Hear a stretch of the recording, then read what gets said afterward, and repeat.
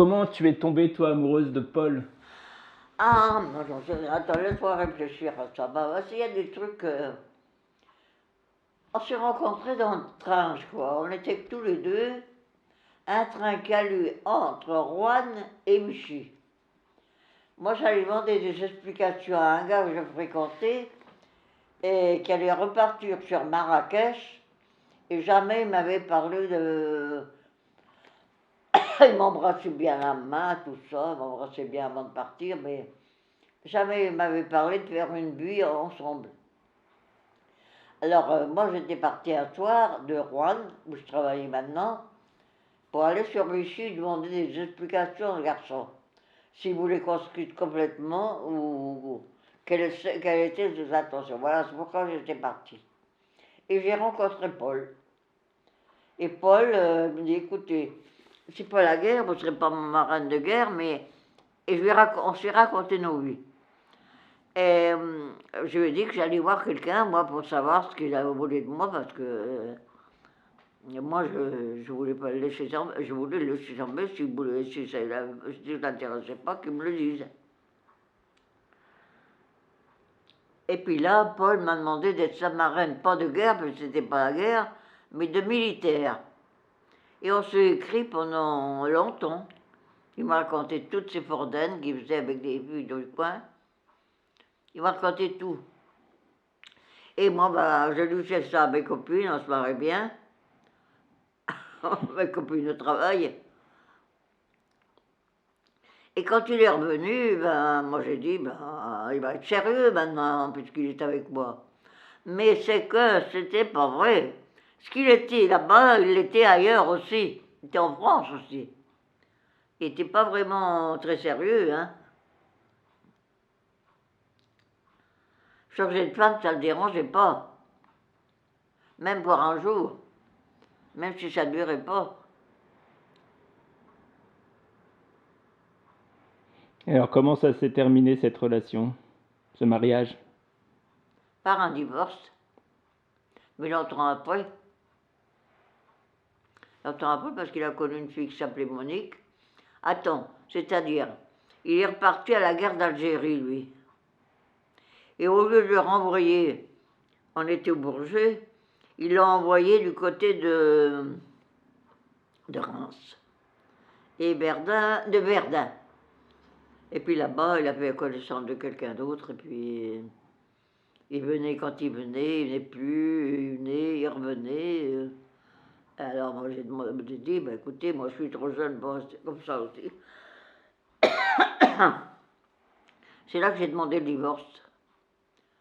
Et je l'ai eu. Lui avec tous ses torts, et moi, ben, il revenait nous voir, il venait chercher les filles quand il fallait, il me les ramenait de bonne heure. Il n'y a pas longtemps que je suis pourquoi il me les ramenait de bonne heure. Parce qu'il n'était pas du genre à être très obéissant. C'est tout simplement pourquoi donc il les ramenait de bonne heure. Ah, parce qu'il les emmenait pas chez la femme avec qui il vivait. Alors, comme il est rentré chez lui, il me les ramenait. Il me les ramenait des fois, au lieu que ce soit 8 heures, il me les ramenait à 7 heures.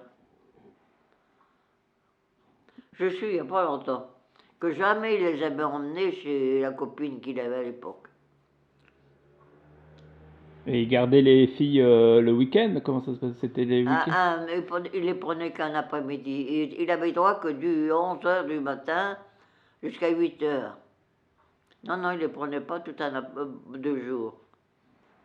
Sauf pendant les vacances, il avait le droit s'il voulait, mais ça l'intéressait pas tellement. Alors, et pour toi, comment ça s'est passé après le divorce? Bah, moi j'ai continué, j'ai vécu, hein, je travaillais, hein. Je rentrais le soir, ben, je le mangeais, puis j'avais les gamines. Tant que j'ai eu les filles, je me suis pas ennuyée. Quand elles ont commencé, elles aussi, d'aller.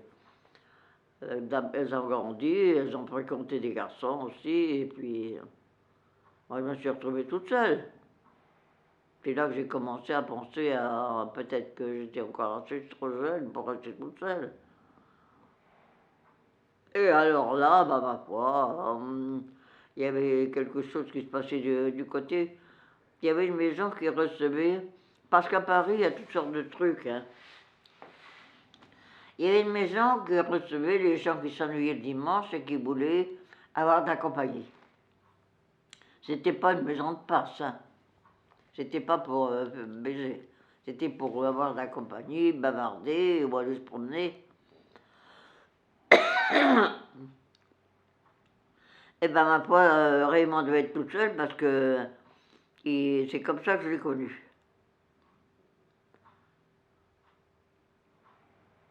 Mais avant, j'avais connu des filles, j'étais sortie avec une autre femme. C'était une femme, mais enfin, on cherchait Jules, toutes les deux. On allait dans les endroits, on pouvait trouver Jules. On partait en vacances toutes les deux.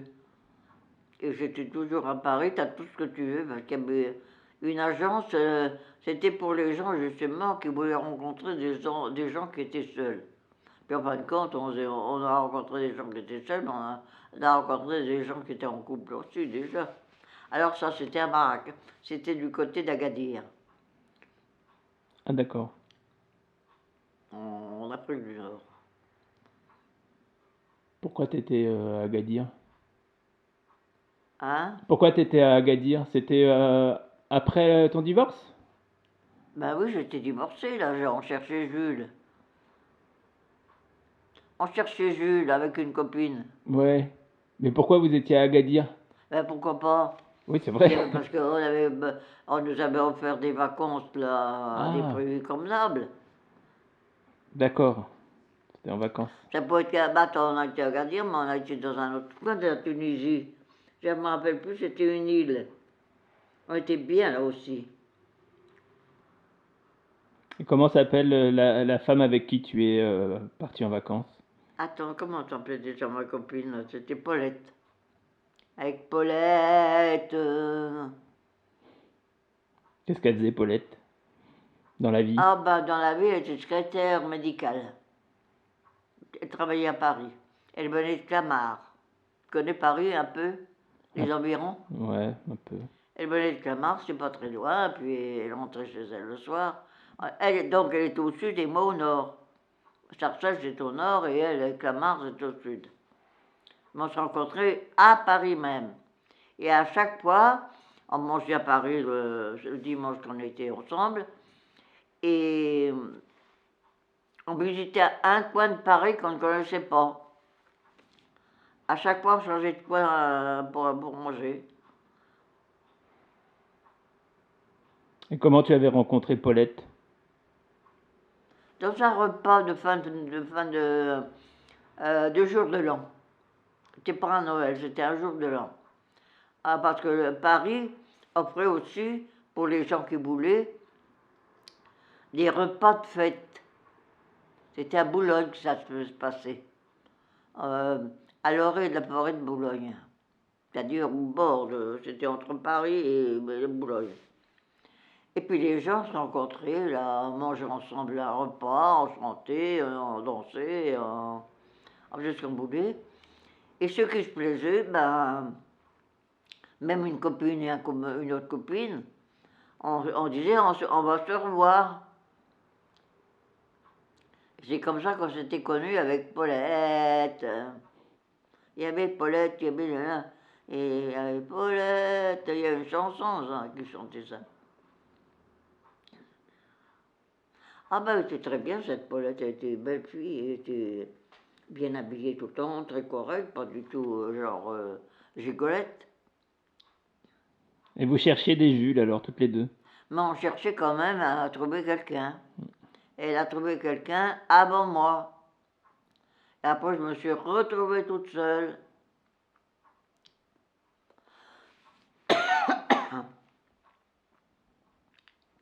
Il fallait retrouver quelqu'un pour sortir le dimanche. Et alors, t'as retrouvé? Ben, je ne sais pas comment c'était le rencontré. Ben, on avait des listes. Ah, c'est même Marianne la lettre qu'on a envoyée à Raymond. Oh, ben, c'était très court. Je disais, voilà, je suis toute seule aussi, si vous voulez qu'on se rencontre. Il m'avait donné rendez-vous à côté à Boulogne, du bois de Boulogne. Et il cherchait, parce qu'il ne voulait pas vivre tout seul non plus, et c'était sa troisième femme. L'autre était malade, il l'avait beaucoup soignée, mais elle était malade elle est tombée malade de quoi donc? Enfin, elle a été emportée assez vite. La première était partie, c'était la mère de Jackie, parce qu'il avait un fils, Jackie. Et la première était partie avec un de ses copains, de chez Citroën. Parce qu'il travaillait chez Citroën, elle aussi. Alors après, il avait trouvé une autre qui travaillait aussi chez Citroën. Puis elle est tombée malade, elle était très malade, elle était une maladie que sa mère avait eu pareil, et puis elle est morte. Il l'a bien soignée tant qu'il a pu, et en fin de compte, il n'a pas pu s'empêcher, elle n'a pas vécu. Puis alors il s'est retrouvé encore tout seul, puis après, ben, il a recherché, et il est allé dans, chez lui, cet endroit où les gens pouvaient aller pour bavarder avec les gens. Je ne sais pas trop comment se passer, je ne me rappelle plus. Et puis en fin de compte, on pouvait s'écrire aussi. Et c'est même Marianne qui avait fait la lettre, au tout court. Et on pouvait se rencontrer, si vous voulez, on peut se rencontrer, ne se tutoyez pas. Hein. Et alors on s'était donné rendez-vous au Bois de Boulogne. À côté du Bois de Boulogne, il y avait un restaurant, il y avait un parc où on pouvait se promener. Et c'est là que j'ai rencontré Raymond. Je vais te dire une chose, le Raymond, il n'a pas cherché beaucoup, parce que dis donc, je crois que ça ne l'intéressait pas de chercher. Il ne voulait pas rester tout seul, mais parce que son fils m'a dit par la suite, on a essayé de lui présenter plusieurs fois des femmes, et puis ça ne l'intéressait pas. Et puis avec moi, ben, on avait mangé, il aimait bien manger. J'avais pris 10 kilos en un an, parce qu'on faisait toutes les bonnes tables. Partout où on mangeait bien, on allait manger le dimanche. Et il a fallu les perdre ces 10 kilos, c'était pas rien. Parce que je devenais une grosse mamère. Et je voulais pas devenir une grosse mamère. Il a fallu les reperdre, ben, je sais pas comment j'ai fait, mais j'y suis arrivé. Comme il venait pas manger le midi, il mangeait dans la Oumas. C'était pas Oumas, ils avaient une cantine, ils avaient quelque chose pour manger. Chez Citroën. Quand il ne venait pas manger, ben, je devais pas manger le midi et puis on mangeait plus le soir. C'est peut-être comme ça que j'ai perdu mes kilos. Non, c'est rien. En tout cas, je les ai perdus. Oui, à Viry-Châtillon. J'étais allée vivre avec lui. Et puis quelqu'un m'avait dit, mais disons, méfie-toi, t'es pas marié, il va te laisser tomber, qu'est-ce que tu feras? T'as laissé ton travail, t'as tout laissé. Mais on s'est mariés. C'est pas que je lui ai demandé, mais lui, il n'avait pas vu en concubinage. C'était en quelle année que vous êtes mariés?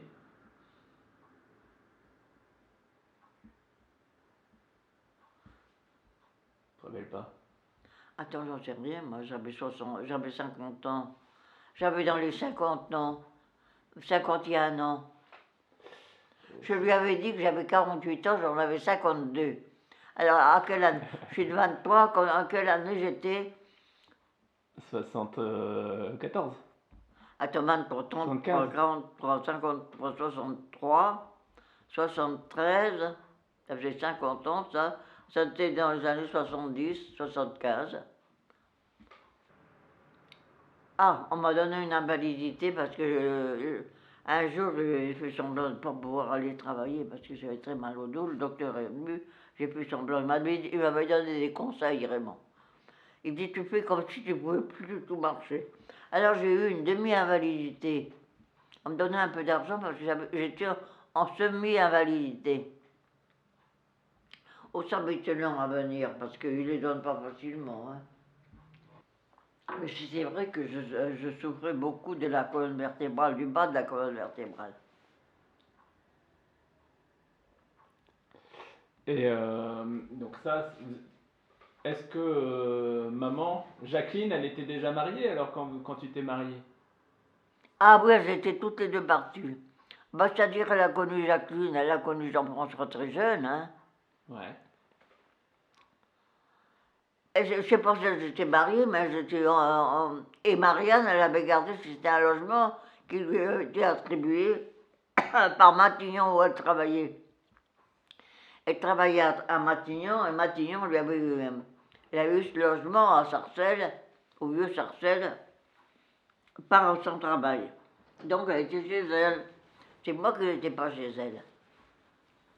Bah, Marianne, elle a eu, elle aussi, comme les autres, elle a eu des garçons qu'elle n'a pas épousés. Jean-François, c'est Jean-François Jeannet qu'elle a épousé. Je ne sais pas où elle l'a connu. Elle l'a connu à la neige, en allant faire du ski. Elle l'a connu en allant faire à Saint-Véran, en allant faire les vacances d'hiver. Elle allait avec le CPA, elle, puis lui il était là aussi, ben, ils se sont rencontrés là. La vie avec Raymond. Bon, oui. Bon, au début, je te dis, on partait manger tous les dimanches dans un bon repas, j'avais pas des kilos et des kilos et des kilos. Vous avez voyagé beaucoup.